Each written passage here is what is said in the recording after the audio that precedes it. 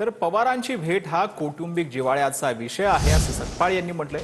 पवार कुटुंबाच्या भेटीवर हर्षवर्धन सकपाळ यांनी हे वक्तव्य केलं। राष्ट्रवादीचे विलीनीकरण होत असेल तर त्यांना शुभेच्छा असं देखील सकपाळ यांनी म्हटलंय। आम्ही भारत जोडोवाले भारत तोडोवाले नाही असं देखील हर्षवर्धन सकपाळांनी म्हटलं। कौटुंबिक जिव्हाळ्याचा विषय आहे। अजित पवार हे लोकनेते होते।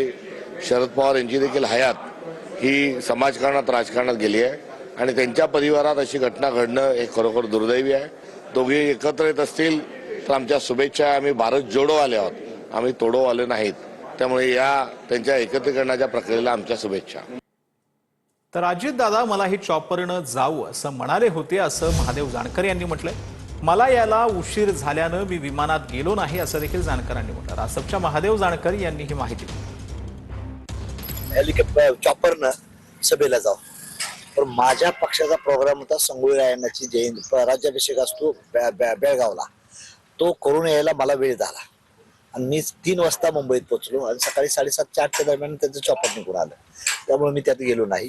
पण 2 तारखेला पुन्हा चॉपर म्हणजे मी दादा जाणलो होतो सादेवडीच्या सभेला। दुर्दैव ही गोष्ट घडली।